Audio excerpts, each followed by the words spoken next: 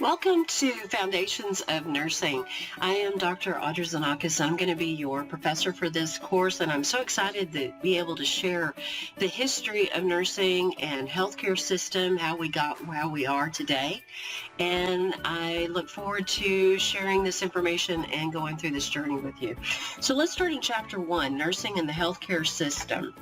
First, I want to go over the objectives that we are going to be going over in reviewing in Chapter 1, and those are introducing to the history of the nursing profession and how it relates to current day. That's important to know where we have been and where we're going and where we've been today. We're going to definitely talk about the standards of nursing practice and the desirable behaviors that support what we want to see. We're also going to talk about quality and safety and evidence-based practice and what evidence-based practice is and its influence on nursing. And also we're going to talk about the different methods of delivery of nursing care. But before we do any of that, we got to talk about where we've been to know where we're going and what our goals are. And that goes into the history of the nursing profession and how it relates to current day. Historical overview, we want to talk about the art of nursing. We refer to it as that way. And what is the art of nursing? It is caring for another one who is sick. We use comforting, we care for their basic needs, and we use different type of historically herbal remedies. Now we use medications and different therapies, but historical, it was herbal remedies. More about the historical overview of nursing, we have to think about where it started. And it started in England, and then it went into Europe, and it grew from there. Some significant understandings of the history of nursing is, one, that it grew out of Christianity. And because of that, it was caring for the sick who were performed by religious orders within the Christian community. Nurses were under the direction of a priest/physicians. Because of that, the way that they treated patients was often believed that illness was caused by sin. And some of the original therapies and methods of treating folks that were ill were lining with, what did you do to cause this illness because you must have sinned? What was your sin? What did you do bad?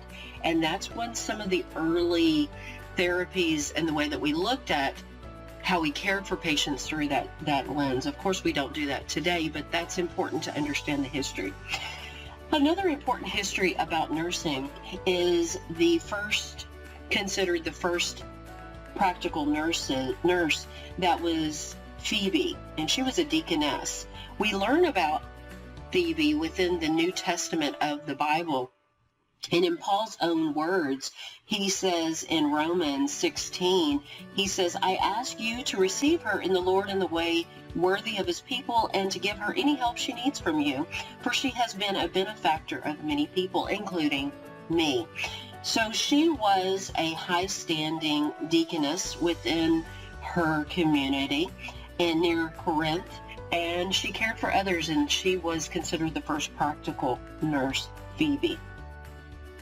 During the Crusades between 1100 and 1200 AD, nursing finally became a recognized vocation, a recognized employment, and a recognized entity of work.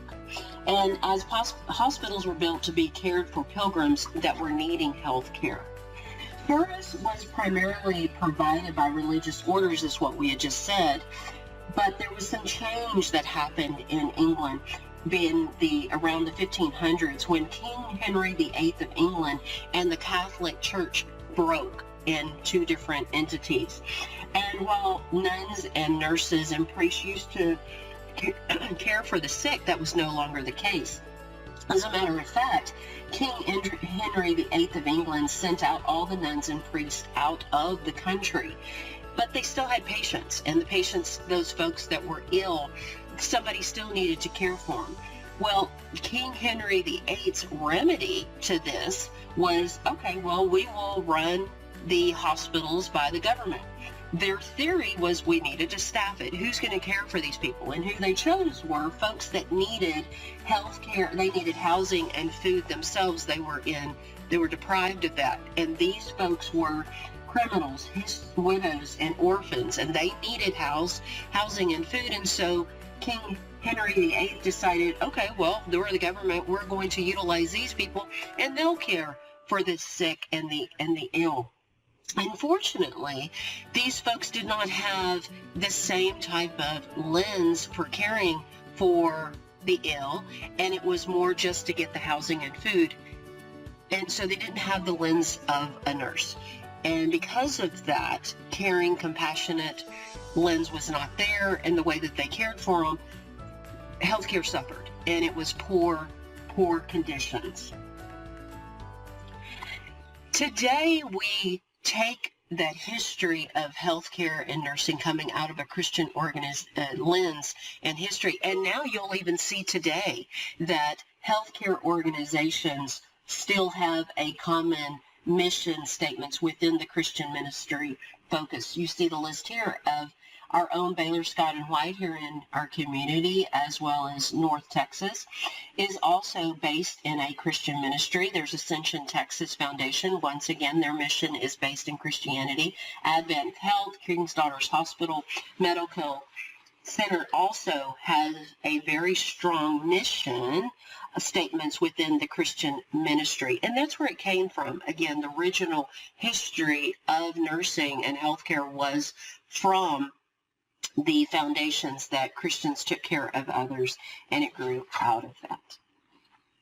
Florence Nightingale, wow, to understand nursing and the origins of nursing, you need to understand who Florence Nightingale was and who continues to influence nursing today.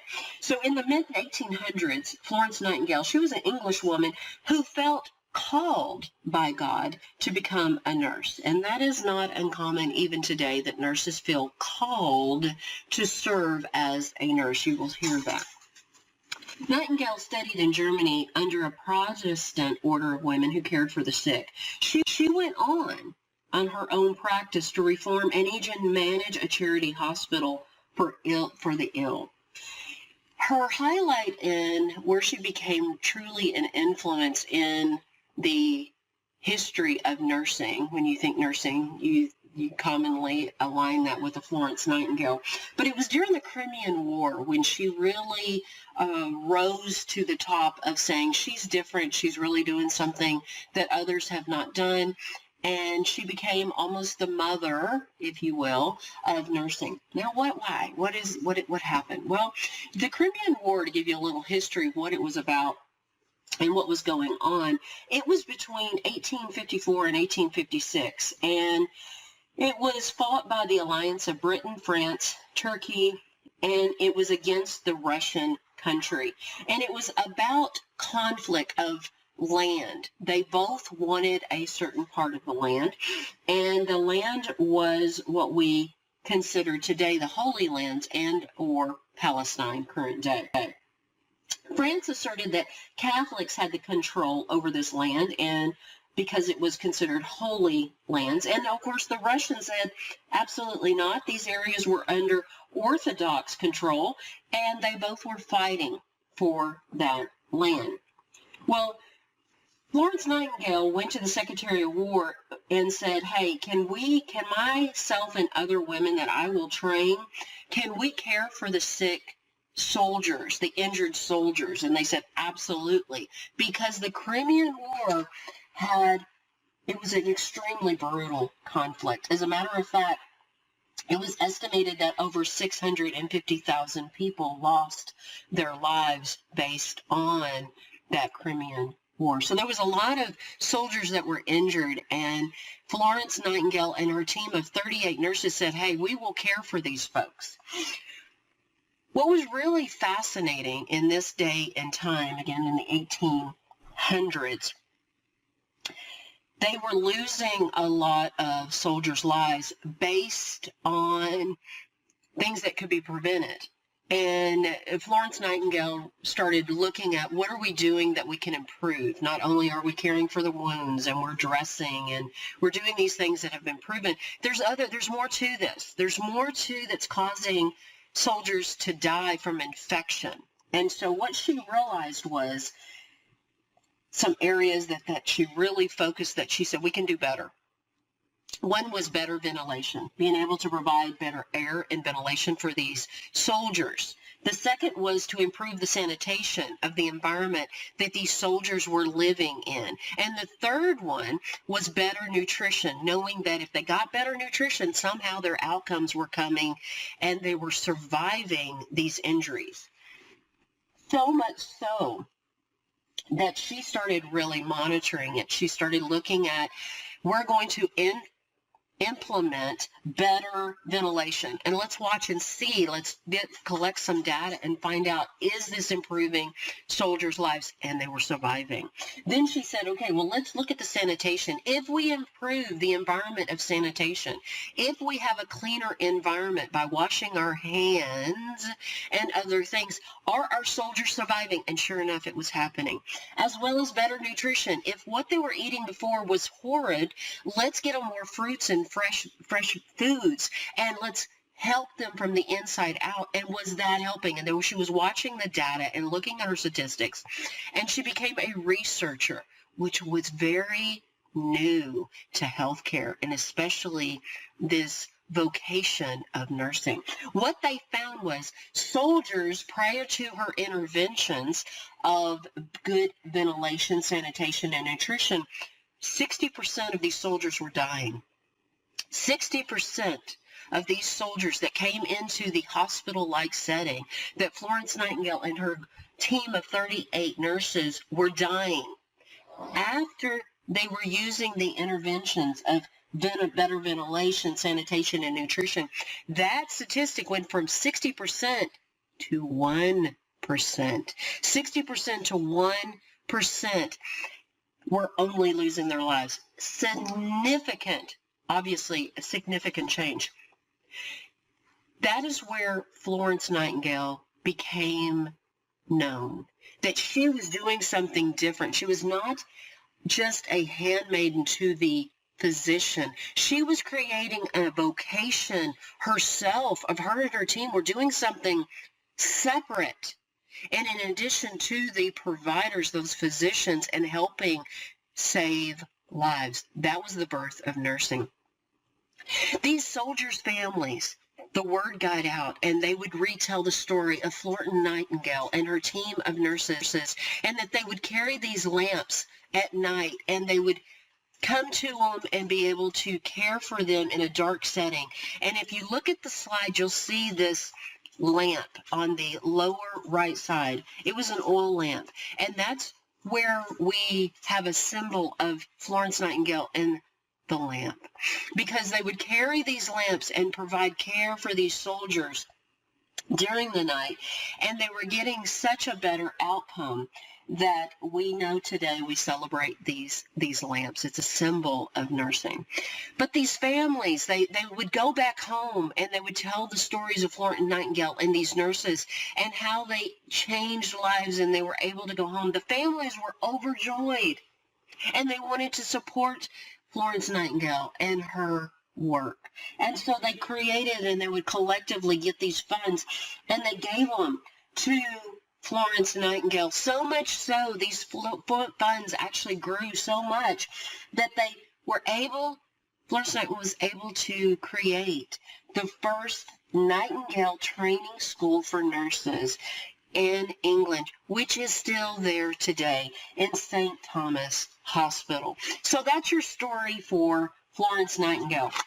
On the next slide, I want to give you a highlight once again of Florence Nightingale's beliefs. And this is so important for you to understand and remember through this chapter.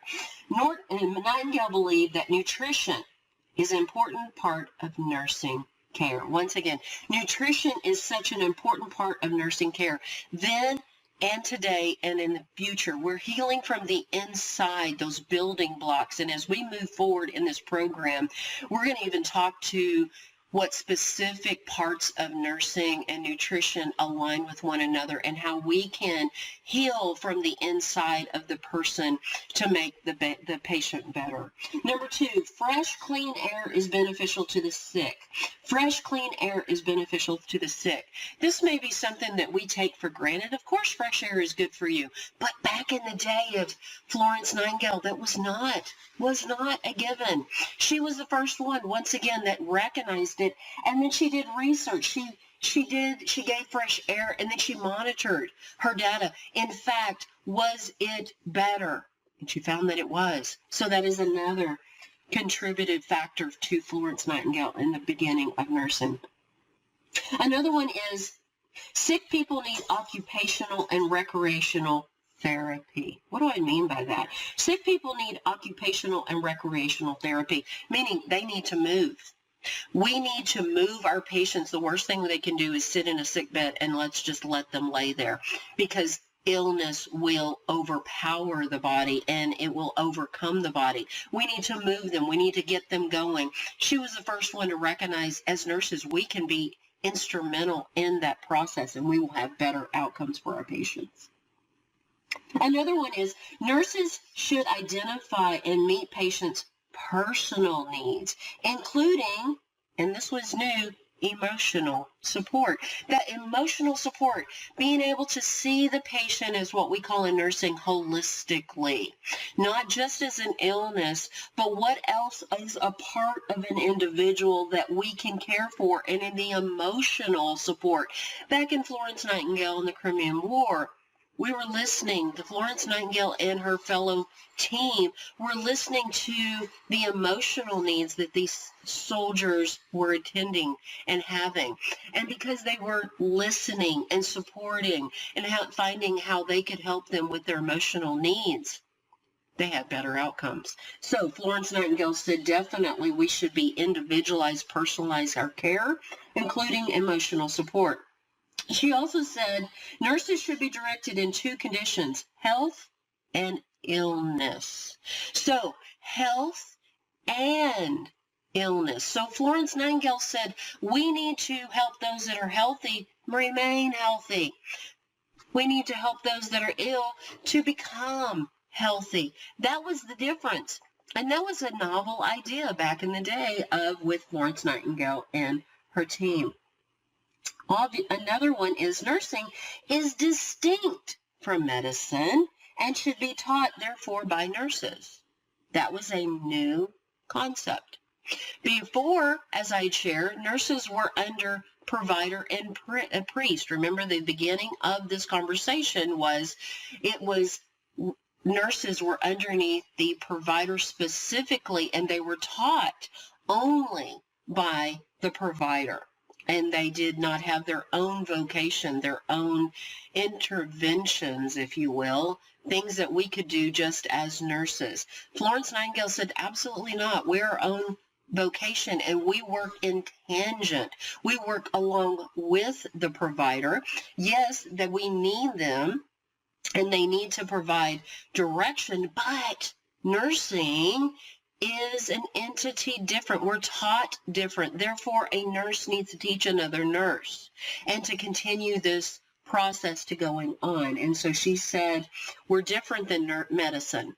Medicine, there's a reason. There is definitely a purpose for medicine and providers to be taught that way. But equally, nursing is another entity that we need to be recognized in as a nurse. And we need to teach nurses by nurses. And the last one is continuing education is needed for nursing. What is continuing education? Continuing education means we never stop learning.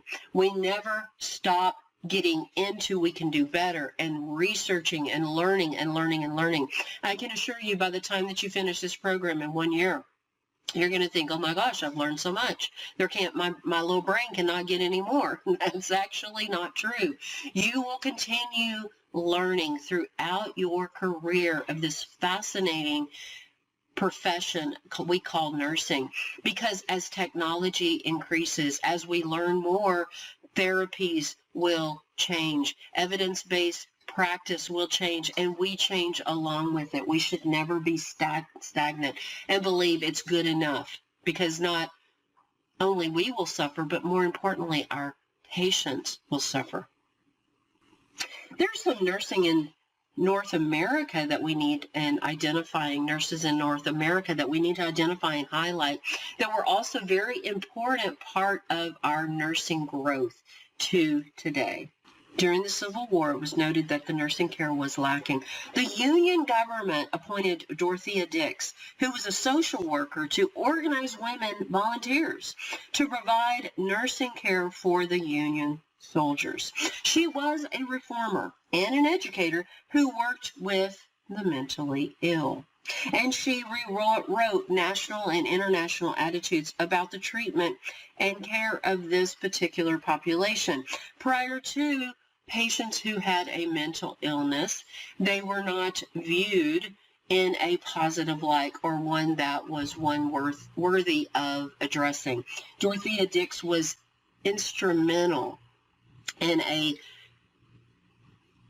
pioneer in the attribute of mental illness, to advocate for those that needed that care. So Dorothea Dix, I want you to remember that she was a union-appointed social worker who was in the nursing profession, and she focused primarily on helping those with mental illness. Another one that I want you to be aware of is Clara Barton. Clara Barton is what she did. She took volunteers into the field hospitals to care for soldiers of both armies. So she cared not only just for one, but she cared for both during the Civil War. And that was important to know, because she was also the founder of what we know today as the Red Cross. She cared for both armies, both sides during the Civil War. Then we have Lillian Ward and Mary Brewster. They're important to know as well. Lillian Ward took nursing out into the community. She was a pioneer of the community type of nursing. Instead of only caring for folks in the hospital, she went into the community to be able to care for them where they were at. In 1893, she and her colleague Mary Brewster established the Henry Street Settlement Service in New York City, which is still standing today and is definitely a viable part of the community. It focuses on health of the needs of the poor. Those two nurses created the specialty in nursing of public health nursing. Public health nursing is contributed to Lillian Ward and Mary Brewster. Following the Civil War, training for nurses was primarily an apprenticeship type program. It was learning by doing. This is how nursing started. Learning by doing. That was, I know how to do it. I'm going to teach you. You model what I do. And that's how congratulations, you're a nurse. However, over time, education did become more formal, and there become more of a hospital-based, and it was more lengthened from only 6 months to more of a 3-year program for nurses. So while this program is a 1-year program, primarily and historically, it was a 6 months program, and it was more of an apprentice, see one, do one, be one, and teach one. But now it became more of a hospital-based, and it became a 3-year program that you worked in the hospital. It was more focused on nursing and specific. These types of nursing programs produced graduates, and they received what we call diplomas. They were a diploma graduate nurse, and there are some still nurses and nursing programs that still exist in the United States of a diploma type program. Things have changed from that to more of a certificate and your associate's degree, your bachelor's, and we go on from there. But this was the first formalized program for nurses, and it was diploma. This went, and we're expect to Nurses became a way to further education and employment opportunities for women. And that was significant in that time, that we were able to provide this vocation for women to care for others and help so many patients. During the early years, the nursing schools in the United States, unfortunately, when they went from the England type of original process and we brought it into the United States, they unfortunately did differ from the original model of Nightingale School of Nursing that you can see here.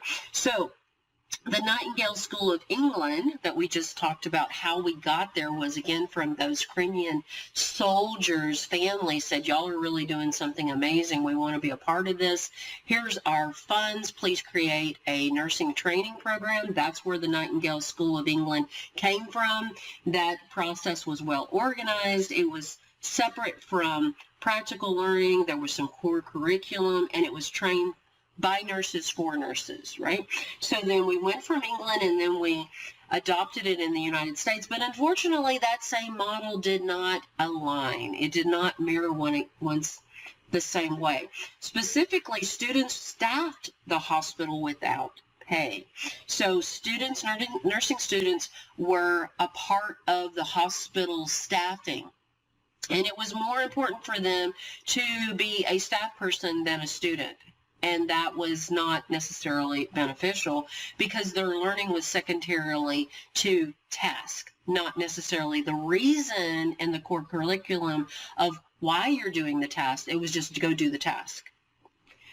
It was practical learning only. It was do the task, don't ask questions, go do this. Well, that's not necessarily a good thing for learning. In this program, you're going to see that we're going to teach you the task and the reason behind the task. Then it's going to be a higher level of understanding and application of why we do what we do in nursing. And in the United States, while in the Nightingale School of England, there was definitely a core curriculum that was the same, and it was formal classrooms. Unfortunately, in the United States during that time, that did not happen. There was no formal classes nor curriculum. And once again, it was more staffing the hospital instead of really focusing on, let's teach you how to be a nurse. And the difference again was in the School of Nightingale, Florence Nightingale once again was very adamant that nurses need to teach other nurses. In the United States model, it was nurses are going to be taught by physicians. And when there's nothing wrong with the medical model, that is not what I'm saying, but the medical model of caring for patients is different than the lens of nurses. And so there was definitely not the same outcomes when that happened. Let's forward to the 20th century. In this 20th century, nurses did move out into the community.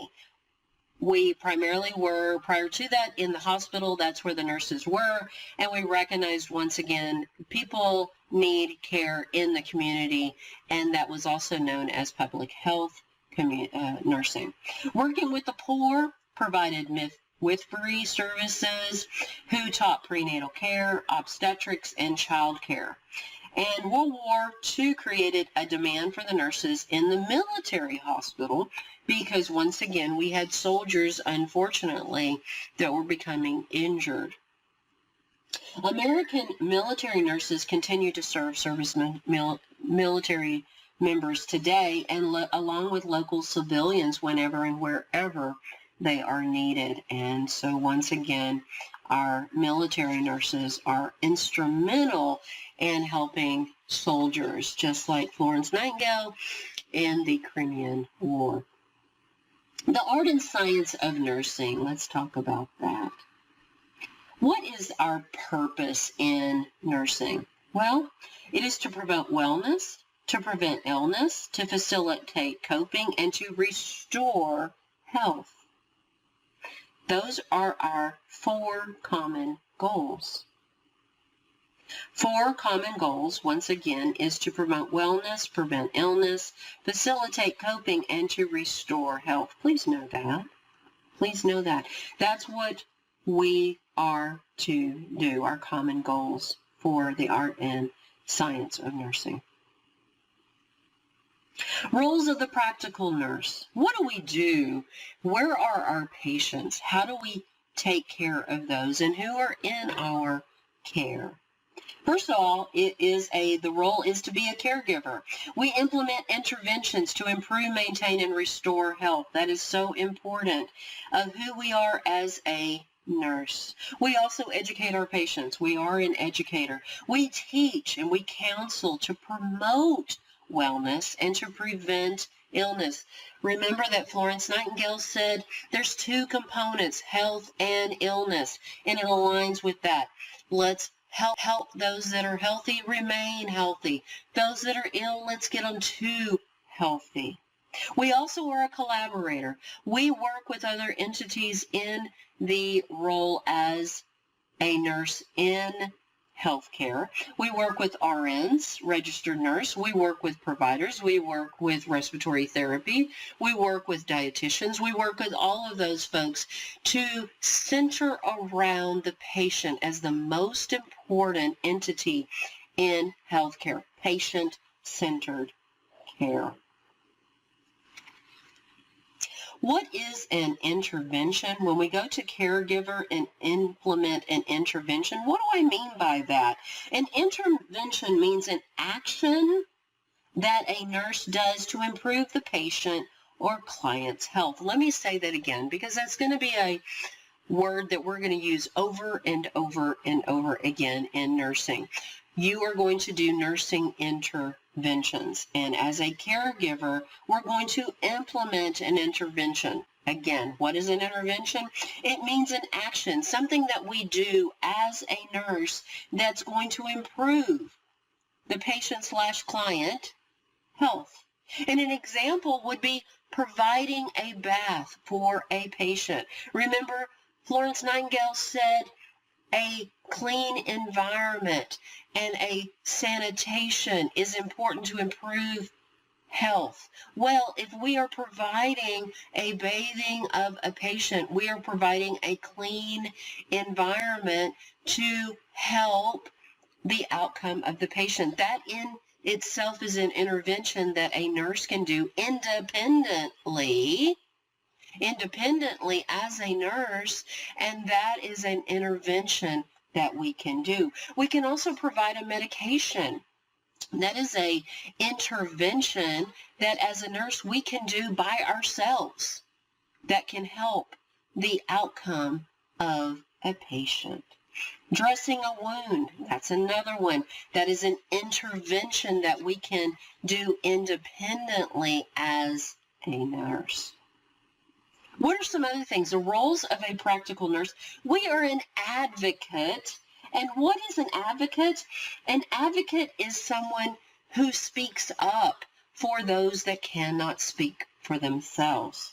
It is a champion for the patient's best interest. A practical nurse is an advocate. We speak up for our patients for their best care. We're also a manager. We are assigned tasks to other folks, and we assign. We do not delegate. We assign tasks to our colleagues in nursing. For example, a certified nurse's aide, a LVN, a licensed vocational nurse, can assign vital signs to a CNA. We can do that. Let's do our first question. Here it is. Which role describes the nurse as a caregiver? Here is one type of question you're going to see on testing, and it's something called select all that apply. That means below one or more answers are correct. So, while this is not the easiest type of question, it is one that we will see within nursing. And as we do examples and exam questions, we are preparing you for graduation as well as the State Board of Nursing exams, because they're going to have select all that apply.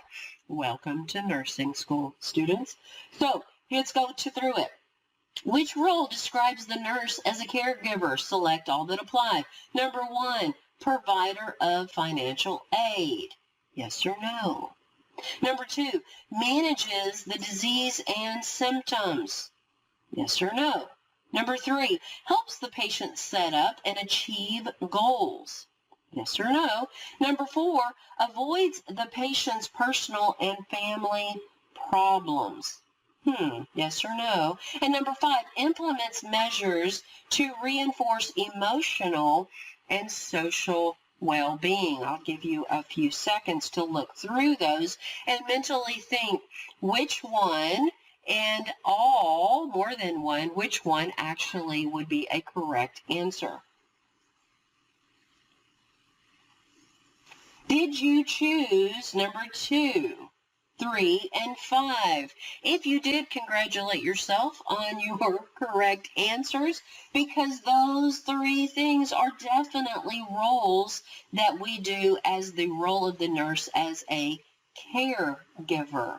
We are not, however, a provider of financial aid, number 1, nor would we avoid the patient's personal and family problems rather, we would support them in those aspects. How does the history of nursing compare to current day? Well, let's discuss that. The art of nursing arose in primitive times, as what we had said, when one person simply cared for another who was sick. Nursing consisted of comforting and caring for basic needs and using the herbal remedies, as we said earlier. With the growth of Christianity, caring for the sick was performed by religious orders, and illness was often to believe caused by sin. Remember, we've said all of those things in previous slides. Florence Nightingale, an English woman we know, was called by God, and remember, she believed that ventilation, sanitation, and nutrition and her group of 38 nurses were important and instrumental in producing better outcomes for her patients. Remember, nursing Nightingale believed that nutrition is an important part of her care, that fresh, clean air is beneficial to the sick, that sick people need occupational and recreational therapy, that nurses should help identify and meet patients' personal needs, including emotional support. Remember, Florence Nightingale said there's 2 conditions that nurses should direct, and that's health and illness. Nursing should be distinct from medicine, and continuing education must always be a part of nursing. Remember that Clara Barton took volunteers into the field hospital to care for soldiers in both armies, and she later founded the Red Cross. Lillian Ward took nurses out into the community, and in 1893, she and Mary Brewster established the Henry Street Settlement Service in New York City, and it focused on the needs of the poor. Remember that working with the poor provided midwifery services and taught prenatal care and obstetrics and child care, and during the World War II created another demand for nurses in military hospitals. And even today, the American military nurses work hand in hand with local civilian nurses to serve our service members. Among the various type of definitions of nursing, there are 4 common goals: wellness, preventive illness, to prevent illness and facilitate coping and restore health. The roles of practical nursing include caregiver, educator, collaborator, as well as an advocate and manager of patient care. I want you to think about how today compares to the historic thoughts of yesteryear in history. Do you believe that once again we align with these type of beliefs? Yes or no? So ponder that. As we look forward, we need to talk about standards of nursing practice, those desirable behaviors that support nursing and how we should be. As nursing has grown and changed to meet the needs of society, laws have been made to standardize that govern the practice of nursing Why? This is important. To ensure nursing care is given and delivered safely and knowledgeably. Let me say that again. Laws have been made and standards that govern the practice of nursing have been created to ensure nursing care is given safely and knowledgeably. Remember that. In 2015, the American Nursing Association, also known as the ANA, revised Standards of Nursing Practice. It contains 17 standards of nursing national practice standards with the intent to protect the nurse, the patient, and the healthcare agency/organization. The ANA revised the Code of Ethics for nurses. That's important to understand. The ANA developed the Code of Ethics for nurses. What do I mean by that? What is ethics? Ethics is doing the right thing. It is a moral and social construct of what is expected to be done. It may not have a law associated with it, but it's a social law, if you will, of what you're supposed to do. And so the ANA developed a code of ethics for nurses, meaning what do nurses should do because we're nurses. The National League of Nurses, also known as the NLN, is another respected organization for nurses, and in 2018 revised the statements to include the value of the role of the LVN in advancing the nation's health and as professional partners in the healthcare team. The vocational practical nurse follows standards written by the National Association of Licensed Practical Nurses. Why? To deliver safe, knowledgeable nursing care. Another association that you need to be aware of is the National Association for Practical Nursing Education Services, also known as the NAPNES. And they have formulated an additional set of standards for practical nursing. And when I say practical, in Texas, we use vocational. So vocational, licensed vocational nurse or licensed vocational or practical nurse is actually the same type. It depends on the state that you are licensed. Speaking of state, in the state of Texas, we have state standards of nursing practice. Once again, each state has a regulatory body that makes and reinforces laws and regulations for their nursing profession. So the Nurse Practice Act defines nursing activities at a state level that the legal requirement entitles for nursing licensures. So when you finish this program, you will be a graduate of this program. To be able to practice in the state of Texas, you must be licensed. And you get licensed by the state of Texas, the Board of Nursing in the state of Texas. Okay? You will be licensed once you get acknowledged and they tell you you are now competent to be a licensed vocational nurse. How do you do that? It is a exam.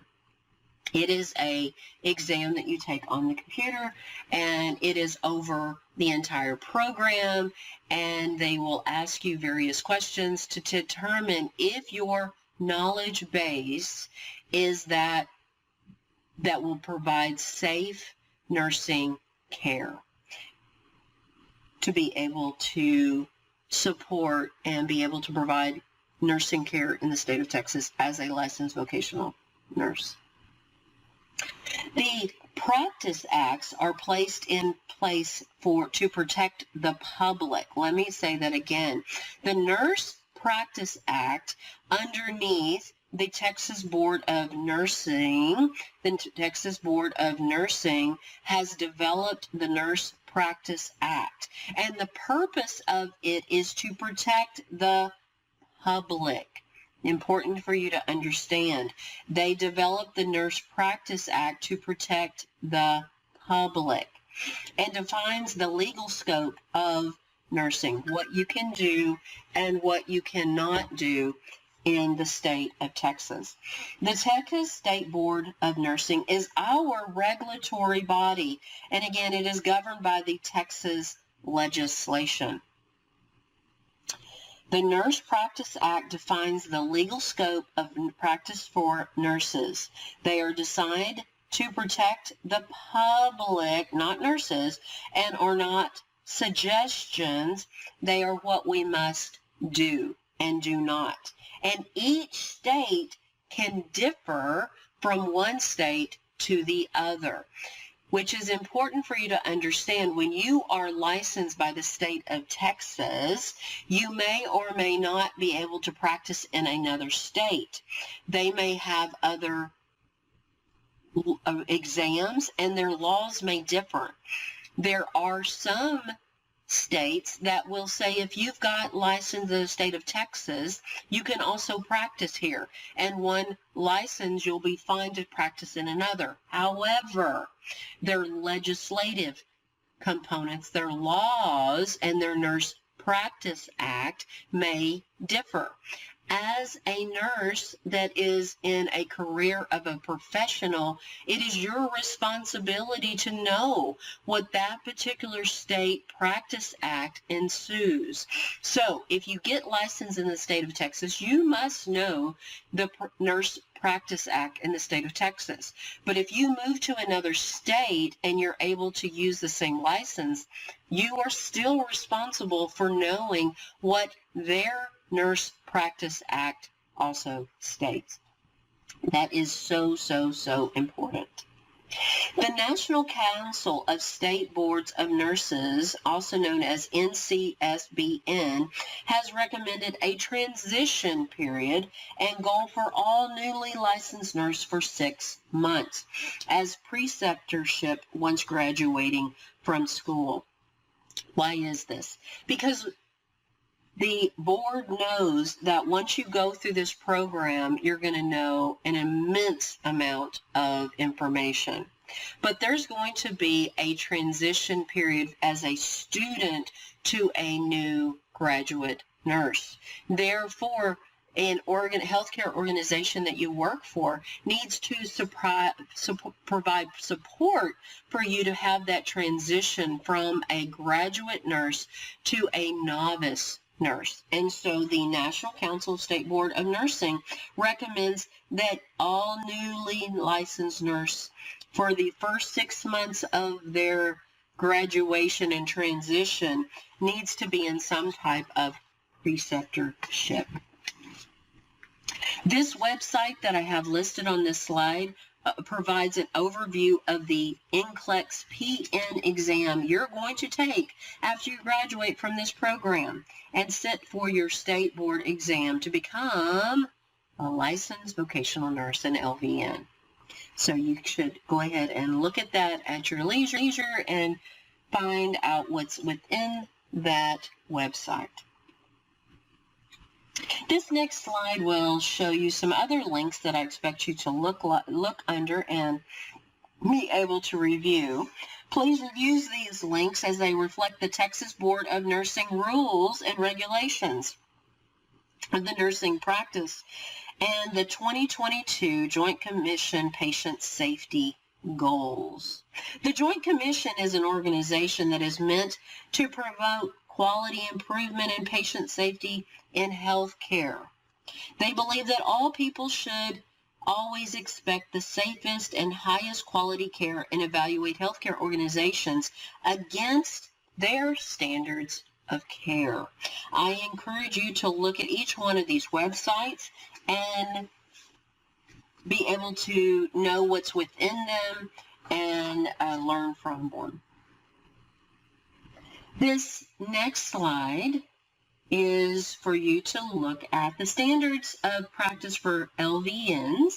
So please review this page and in your book for details of standards of practice for the LVN, written by the National Association of Licensed Practical Nurses, and its intent is to deliver safe and knowledgeable nursing care. Specifically outlined here, it focuses on accept the assigned responsibility and become an accountable member of the healthcare team. If the function within limits of educational preparation, the function with other members to promote health, prevent disease, and care for those with experiencing altered health conditions. Know the nursing process, and we will go more into that as the program continues. Participate in peer review evaluation process, and we will review that more in the future, and participate in the development of policies in health and nursing needs of the society as a vocational nurse. You will, from here on out, hear from me say this. As an LVN, I expect you to be at the decision-making table. Your role in healthcare is essential for improving patient outcomes. What do I mean by that? To improve patients' well-being, from going from ill to well, from going from health and maintaining health, from going from ill to being better and well. And as an LVN, you are a nurse. Do not let anyone tell you that you're only an LVN. The day you become licensed as a licensed vocational nurse, that N word says nurse. You are a nurse. You must be at the decision-making table. I am going to say that over and over and over, and myself and your fellow professors are going to teach you and educate you and support you and advocate you to be able to know how to be at those decision-making tables, with the intent that you remain an essential part of the care of patients. So let's go to the next aspect of this chapter 1. It is, what are ethics and why do they matter? Well, ethics are also called moral philosophy. It is concerned with what is morally good and bad, or what is right and wrong. The term also applies to any system or theory of moral values or principles. Ethics deal with questions at all levels of practical decision making. What should we do and what should we not do? Nursing is continually dealing with ethical dilemmas and decisions of good and bad, right or wrong. Ethics come from the Greek word ethos, meaning character. Ethical values are universal rules of conduct that provide a practical basis for identifying what kinds of actions and motives are valued. Ethics are moral principles that govern how we'll behave and conduct ourselves. Nursing, one important value that we are identified with and principle is the principle of integrity. What does that mean? Integrity means doing the right thing whether someone is standing there watching you or not. Nurses must have integrity because you are caring for those that are vulnerable. Whether someone is standing in the room or not, you must do the right thing, whether you have someone witnessing what you're doing is right or wrong. You must always do the right thing. The reason that nursing has historically and continues to be the most trusted profession of all is because integrity. Because we as a nurse believe we're going to do the right thing by our patients 100% of the time. And that goes with ethics. The American Nurses Association, again, developed that code of ethics. And not only is integrity listed that we must adhere to, but also autonomy, beneficence, justice, and non-malfeasance. What does that mean? Integrity we discussed, but autonomy means a patient has a right for their own decisions. They should be able to make their own care decisions along with the team. And that is where we get the patient-centered care. And patients are a vital component of how we care for them. No longer is the case because we said so, patient, you must do what we say. That's not autonomy. It must be, this is what I think that would be best for you.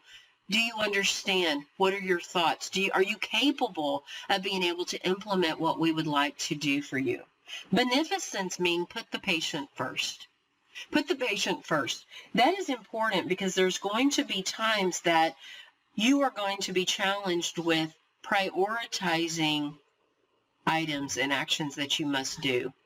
And you must always put your patient ahead of your own need in a servant type of lens to make sure that beneficence is always in place. Justice, we are able to do the right thing by our patient, advocate for them, and support them during decision making. And non-maleficence is doing no harm. That aligns with our colleagues in the medical profession of doing no harm. And it again supports that integrity. I have an ethics video on this next slide, and I'd like for you to review it, and it goes along with what we're talking about. The Code of Ethics for Nurses by the ANA are listed here. They're called provisions, and they're numbered accordingly. I would like for you to be aware of these provisions and be able to understand how it aligns with nurses. Provision 1, in a summary, is respect for others that you care for. Provision 2, collaboration in a team setting and professional boundaries. Provision 3 is the rights of patients of confidentiality. Provision 4, accountability as a nurse. Provision 5, duties to ourself and integrity as a nurse. Provision 6 is duty to healthcare environment and our ethical obligations as a nurse. Provision 7, responsibilities of education and the nursing profession as standards of practice. Provision 8, human rights and to advance health. Provision 9, integrity of the profession of nurses and responsibility as a group for forwarding healthcare policy for all. When we look at this slide, we'll see the nurse that is surrounded by what we call soft skills for nurses. What is soft skills? Those are intangible skills, meaning characteristics and behaviors that are skills that support our role as a nurse. You see them here. One is stress management. Can we handle stress? We need to. Nursing is very stressful. We're caring for others, and oftentimes more than one at a time. Do we have a confident attitude? Do we know educationally and skills and that we know what we need to do to care for our patients? Critical thinking is an essential component of a soft skill. Can we do a skill and understand not only how to do it, but the why of how to do it and why we're doing that particular action? Communication, we are going to go under how we communicate as nurses with our fellow colleagues and our patients. Adaptability, can we be flexible and still have a positive attitude? Professionalism, empathy and compassion, teamwork and conflict resolution. Attention to detail is another aspect of soft skills for entry-level nurses. When we talk about soft skills in communication with a patient, here is a video of how not to communicate with a patient. Please review it. What are some desirable behaviors to meet the standards of nursing practice? Well, some of those supportive entities of behaviors are accepting assigned responsibility as an accountable member of the healthcare team. Do not blame, and when you have an assignment, be responsible for what you are responsible for, and don't blame others if you don't get it done. You need to be accountable for yourself. You need to function within the limits of your educational preparation. What does that mean? That means work within what we call your scope of practice, which aligns with the Texas Board of nursing practice for the licensed vocational nurse. That's why it's important to know what you should and should not do, and we will go forward with specifics of that. Well, you should function with other members to promote health, prevent disease, and care for those that have altered health conditions. We should know about the nursing process, and we should know about the peer review process, as well as development of policies in health and nursing needs and the role as an LVN. And of course, once again, your soft skills. Those are your desirable behaviors to meet the standards of nursing practice, along with the code of ethics. Chapter 1 also reviews the quality of safety and evidence-based practice and safe nursing practice. It is essential that as nurses we perform in a safe method to make sure that we do not cause any harm to our patients. Quality of safety equals evidence-based practice. Well, what is evidence-based practice? Let's talk about that. It is using the best research evidence combined with clinical experience and patient values to guide clinical decision making. It helps to determine what we refer to as best practices. Let's break that down a little bit more. Evidence-based practice is using scientific information, adding clinical experience and patient values to guide clinical decisions. Combinations of best scientific evidence plus the best of clinical experience plus patient values equals evidence-based practice. What is scientific evidence?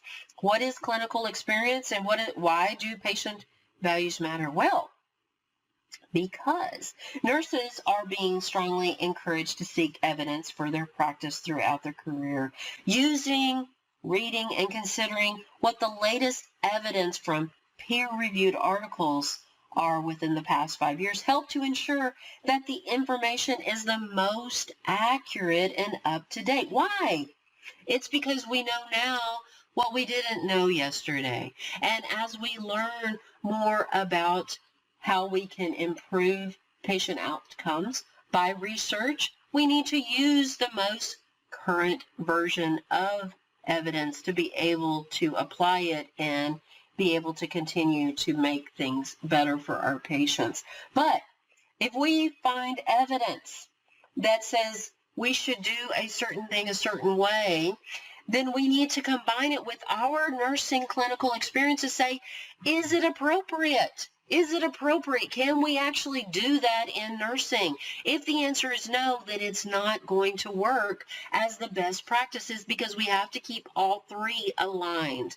If, in fact, the best evidence comes out and said that we should do a certain intervention, and as nurses, our clinical experiences, absolutely, we can apply that, then we're heading in the right direction. But we're still not there for evidence-based practice. We must have patient values incorporated as well. Why? Because if the patient can't do it, it's not going to work. The patient can't adopt whatever that evidence is, even though we as clinicians say it's a great idea. that third tier, that third leg of patient values is not going to be best practice, because the patient can not or may not or will not implement it. So all three components must be in place for it truly to be best practice and evidence-based practice. Patient safety goals are important. They're listed here, listed from the Joint Commission, and using evidence-based practice equals safer nursing practice. That's why we would do this. We want to provide safe nursing practice. Here's an example of their goals, 1 through 6, to be able to list what is important to make sure that we have safe patient care. And the first one is identify patient correctly. Identify patients correctly. How do we do that? We use verbally, tell me your name and date of birth. We will look at a patient identifier. If you've ever gone into a healthcare organization, they put a ID band on you. You'll notice that you'll have your name, your date of birth, and your medical record number, and they ask you, hopefully, to identify and verify that this is correct. That is correcting, making sure we have the correct patient when we're caring for them. So patient goal number 1 is identifying patients correctly. Number 2 is improve effective communication. We will go through this program and we will do a deep dive in effective nursing communication. How do we communicate effectively? As a nurse, we improve the safety of high alert medications. We're going to really go into that one when we learn how to administer medications and why safety is so essential of how we do that. Goal 4, 5, and 6 are listed over here as well. It's important to know that each one of these goals were derived from evidence, clinical experience, and once again, patient values. All three, because all three align and are achievable with each one of these goals, mean those are evidence-based practice to be able to produce safe nursing practice. We move on in Chapter 1, and it talks about the methods of delivering nursing care, how we actually form collectively as a nurse to care for our patients. The first thing we need to talk about is different levels of nursing by education, and this slide will outline that. We have CNAs on our left side of this slide. Those are certified nursing assistant. Those are our colleagues, and they're very important in being able to care for our patients. Many of you may already be CNAs or CMAs, certified medical assistants. You may be a paramedic, an EMT, and we welcome you guys to this program because what you've already aware in healthcare and how you've cared for patients, we applaud you. And now we're going to add that information, and you're going to grow as learning how to use what you know and become a LVN. If you do not have those previous experiences, do not worry, because everybody's going to be on the same playing field, because by the end of this program, all of y'all are going to be ready to sit for boards. But we have our colleagues of CNA and CMAs and EMTs, etc. on this slide. We have here a LPN or LVN, and as I shared before, it really depends on what state that you are getting licensed, whether you're a practical nurse or vocational. And again, in Texas, we call them licensed vocational nurses. We also have the registered nurse on the slide as well. These are work in tandem together to be able to say that these are our nursing entities. On this slide also, there is an advanced practice registered nurses, that if a CNA becomes an LVN and then an LVN becomes an RN, if you want to continue your practice, you may choose to become an advanced practice registered nurse, APRN, and those are listed the different types. And one is a nurse practitioner. One could be a CRNA, a certified registered nurse anesthetist. There's a CNS, a clinical nurse specialist, and a CNM, certified nurse midwife. So our levels of nursing and education is vast, and wherever you live on this nursing slide. We welcome, because we are all team and we're all working towards caring for our patient. The next slide is nursing education pathways for the vocational nurse. Why do we have an educational pathway? Where we can continue to always learn. Remember Florence Nightingale, it is a continual education. It's never you're done. You're always continuing your education. So, nursing educational pathways is a method of continuing education throughout the path that is made to advance the profession of nursing. Why does education pathways for an LVN matter? To obtain additional education to move from one level to another. So it is for the LVN to attain additional education from one move of a level of education to the other. It provides direct patient care under the supervision of the RN, physician, or dentist, is the LVN. We offer the VN pathway, the educational pathway in vocational nursing, schools, hospitals, preparatory schools, and community colleges, just like Temple College. The program is typically 12 to 18 months in length, and the graduates are qualified to take the NCLEX PN examination. Our next slide is nursing education pathways to the registered nurse. So graduates of 3 different programs are qualified to take nursing NCLEX RN examination.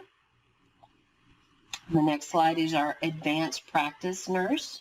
Those graduates from the programs have either a master's or a doctorate degree. These nurses are prepared as specialists in various clinical branches of nursing, research, or nursing administration. The nurse practitioner programs are RNs, registered nurses continuing their training in a type of specialty. Healthcare should be provided with the patient in the center of all team members. Focus. This is referred to as the patient-centered care.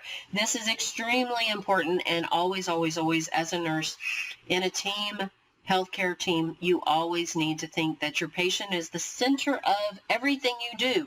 What is best for them, not you, not your colleague. What is best for the patient, and you will be doing the correct thing. You see that we have the patient in the center of this slide.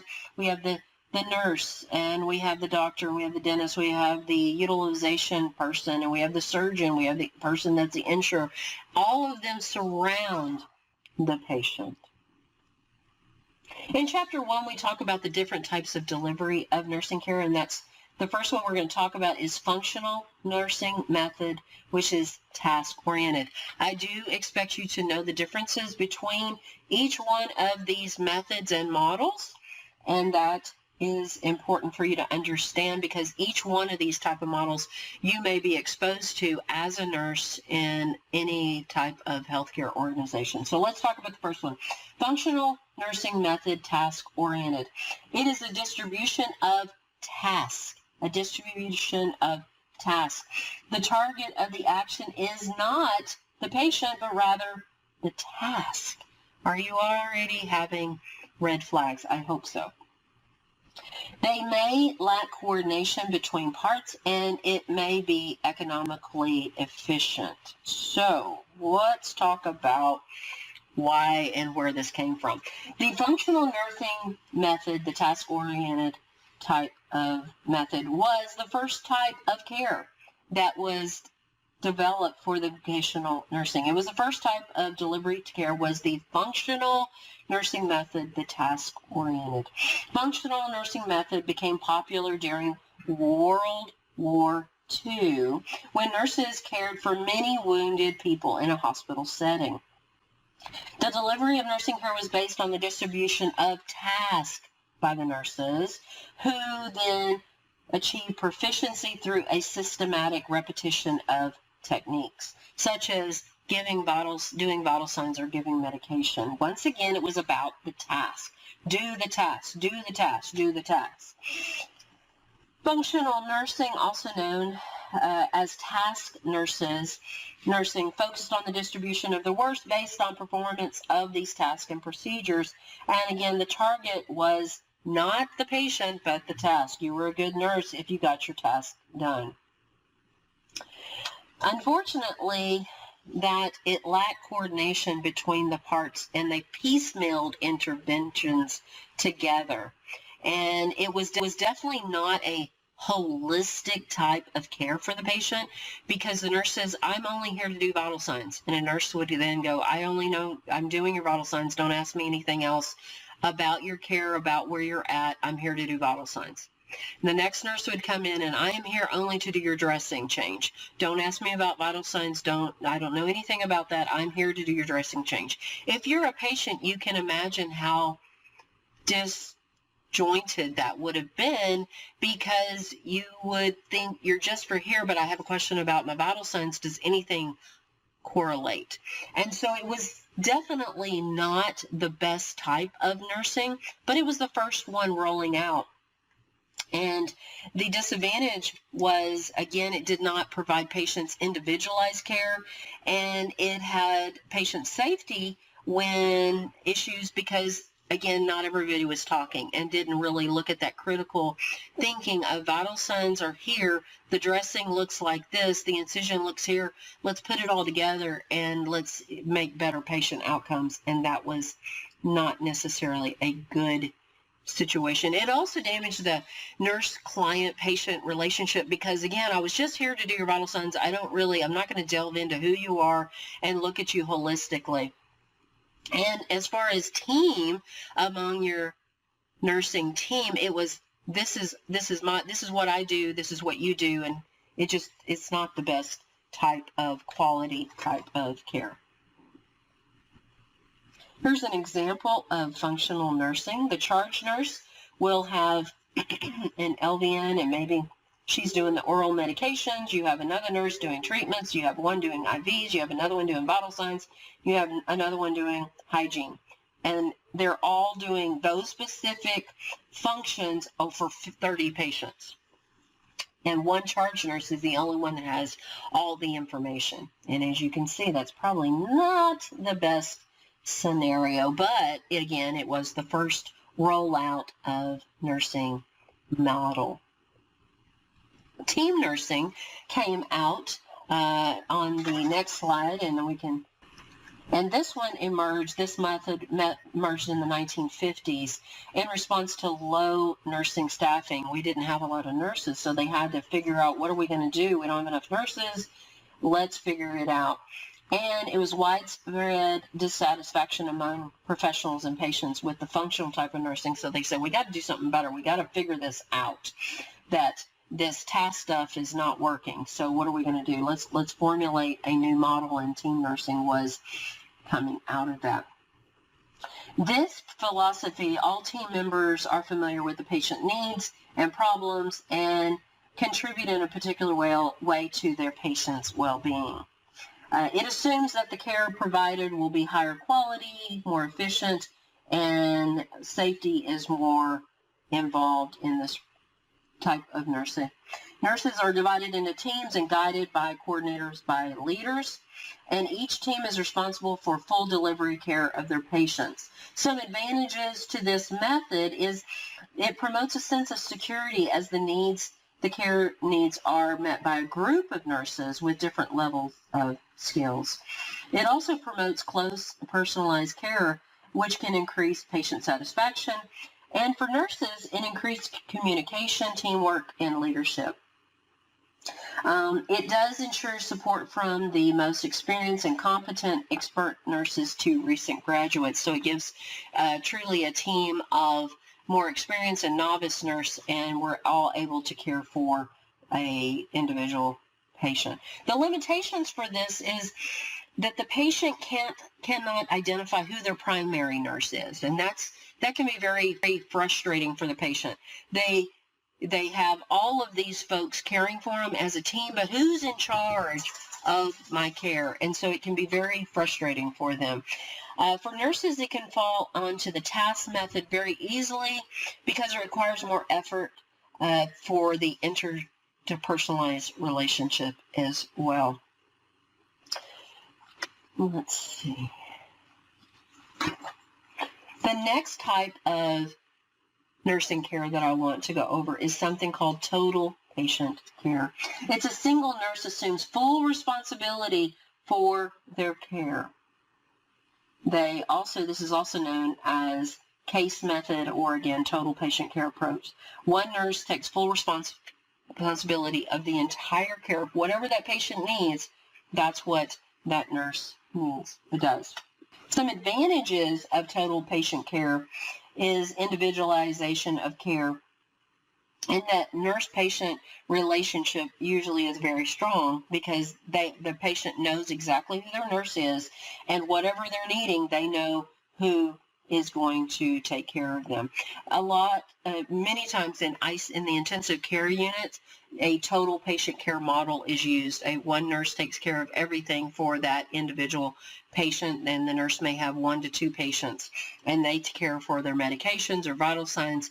They will do the dressing change, they hang their IVs, they turn, cough, and debrief, whatever that patient needs. They are the one and only.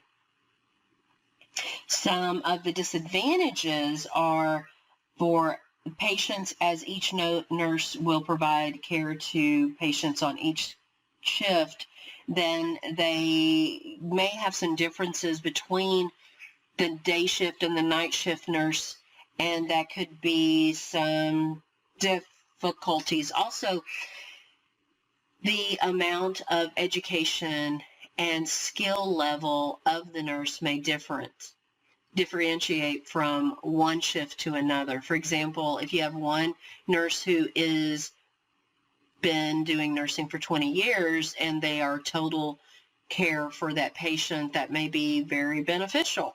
But if you've got a nurse who is more of a novice and they're going to take care of every single thing for that patient, they may not know what they don't know, and your outcomes may not be as good as more of a seasoned nurse with this type of nursing care.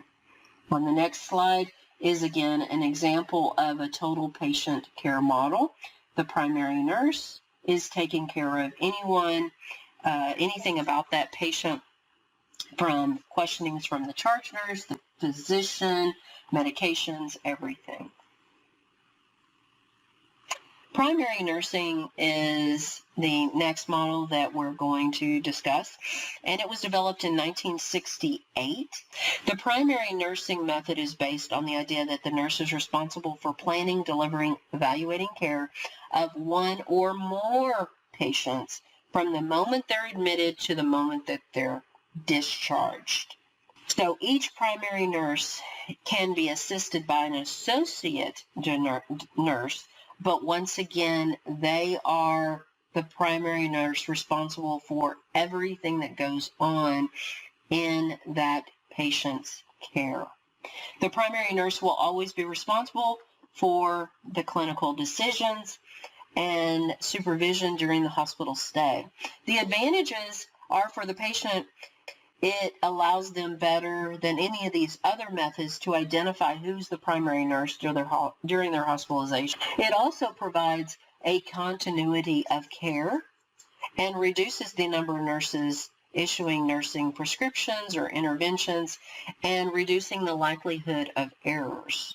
It also supports a relationship between the nurse and the patient, because again, they know the one nurse that's caring for them. Some of the disadvantages for this type of model for the patient is it depends on the nurse's qualification. So once again, if you have a nurse that is less competent in their skills or knowledge, by default, they're in charge of their planning and from their admission to the discharge. You do not have someone else involved in their care that could counteract their deficits. On this next slide, primary nursing model is provided. Here's the patient. The primary nurse, 24-hour responsibility for their planning, directing, evaluating care. And then to the left and right, they have the physicians and other members of the healthcare team, and they do have associated nurses who also can provide care when the primary nurse is off duty. But once again, it's that primary care nurse that has all of the responsibility of their care. The next thing for us to discuss in Chapter 1 is the practice setting. Where do the licensed vocational nurse practice? And here are the lists of varying type of entities and areas of nursing. There's home health agencies. You can go to work for as a nurse can do emergency care in the neighborhood emergency center. As a school nurse, you can do triage, medication administration, and surgical centers. You can help with the surgical patients. Correctional facilities, you could do physical exams and medication. So the nurse can do all kinds of different levels of care and different roles and aspects. We also need to know today's healthcare system levels of health care. Here are the levels of health care that we will go more in detail in a moment, but right now we need to know that what we're going to talk about is preventative health care, level of care, primary, secondary, tertiary, restorative, and continuing care. So let's go through that. Levels of health care. Preventative level of care means preventing illness. Preventing illness. We're going to educate on health promotion. We may tell them educate on stopping smoking or in the importance of annual physical checkups. Primary care is early detection and routine care. Early primary level of health care is early detection and routine care. What do I mean by that? Prenatal care, maybe blood pressure checks, health screenings, those type of areas. Secondary level of care is acute care. Acute care. What is acute? It means short, right now, right at this moment. Whenever you hear the word acute, I want you to think right now, acute. What kind of acute care would be? Secondary would be the emergency care. You need care right now, acutely. It might be surgical care, lab and diagnostic treatments, those type of things. Tertiary care means, tertiary means three. So a primary, secondary, tertiary. This would be special continuing care. Special continuing care.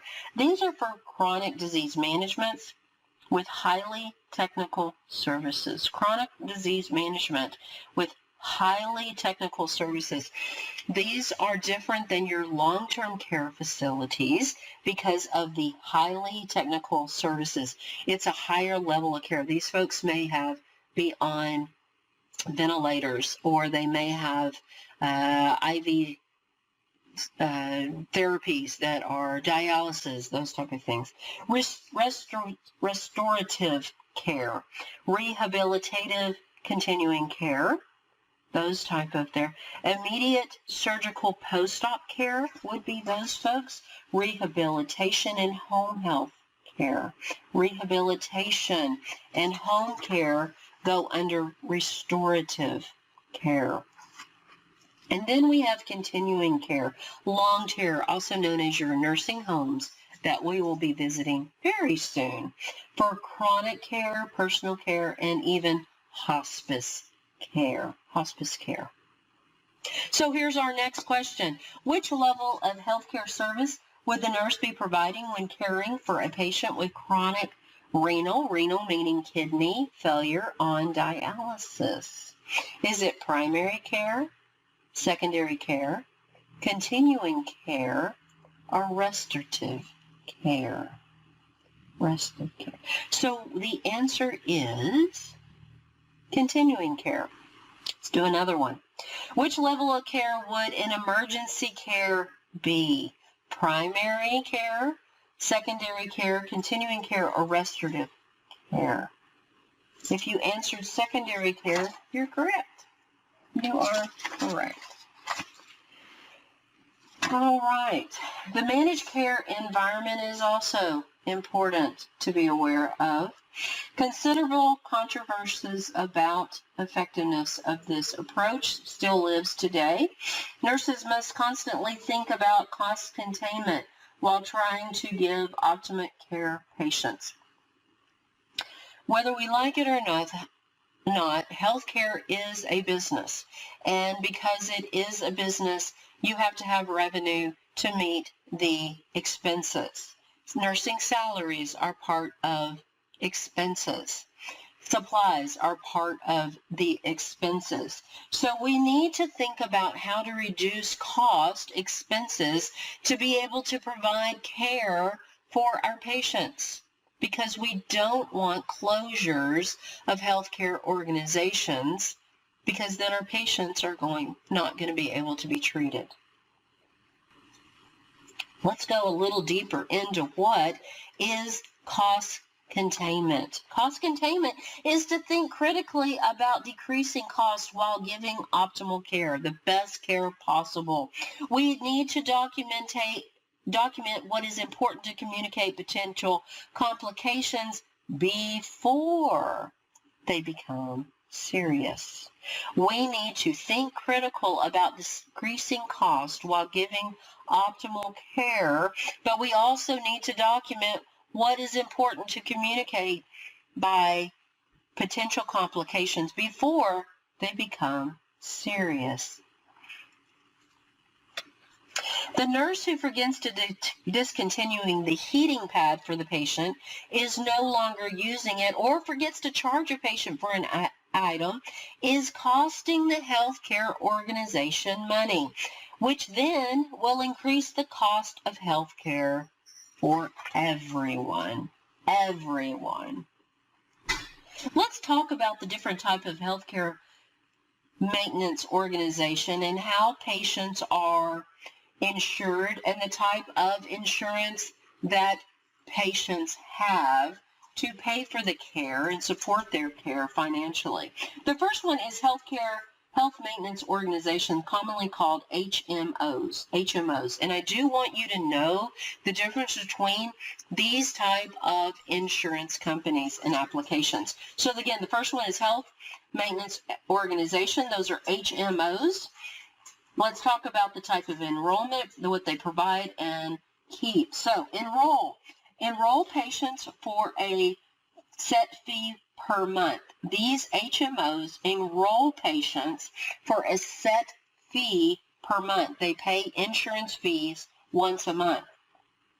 The HMO, in what they provide, is they provide a limited network of physicians, hospitals, and areas for the patient to be able to choose from.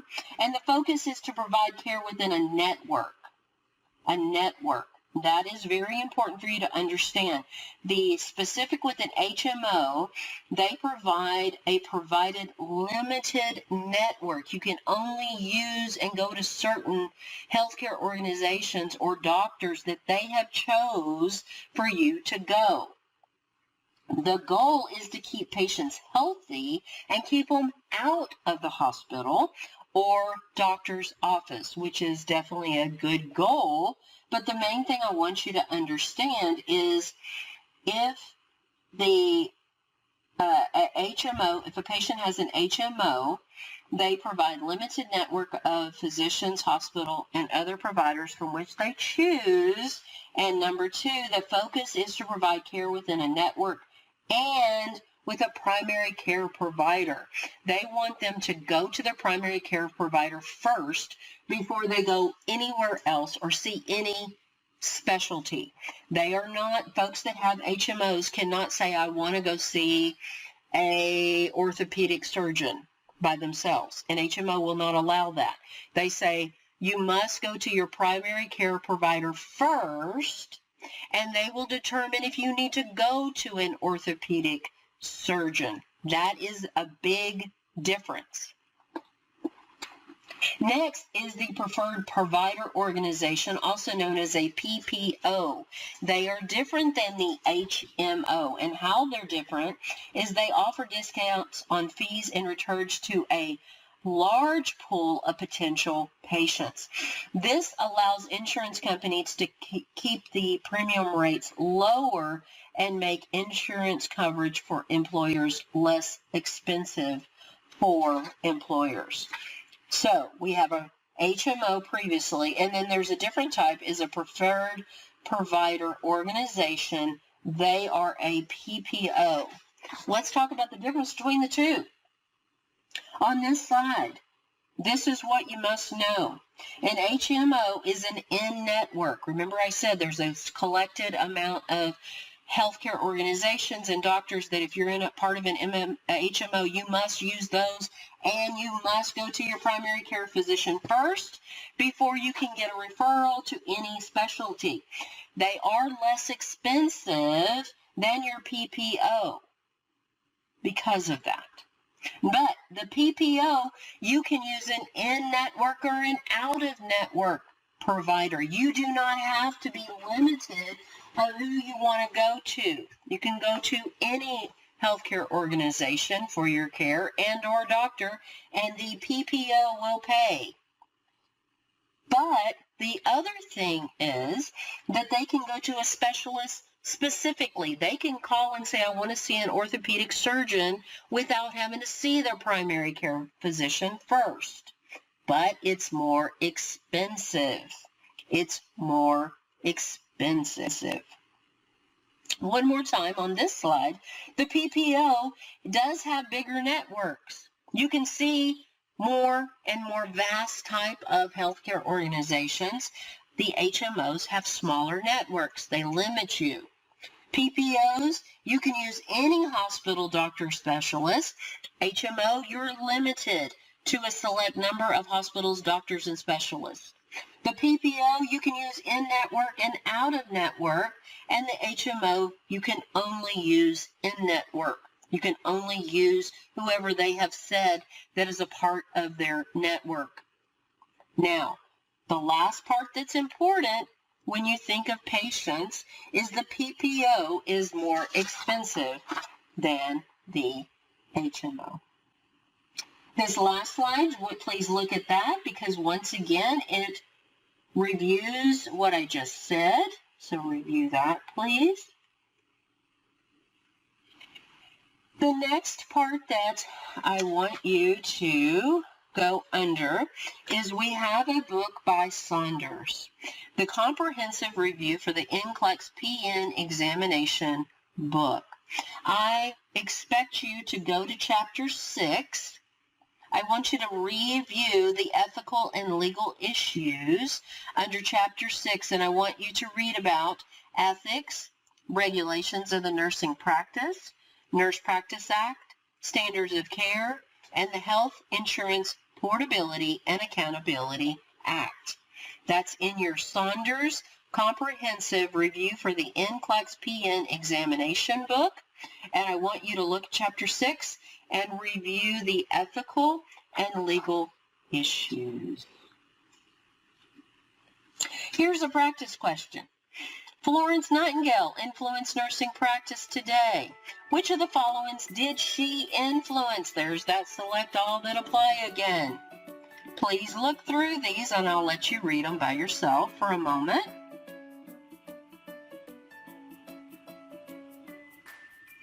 Now choose select all that apply.